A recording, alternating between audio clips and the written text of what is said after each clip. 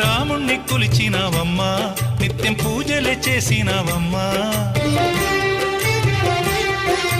రాముణ్ణి కొలిచినావమ్మా నిత్యం పూజలే చేసినావమ్మా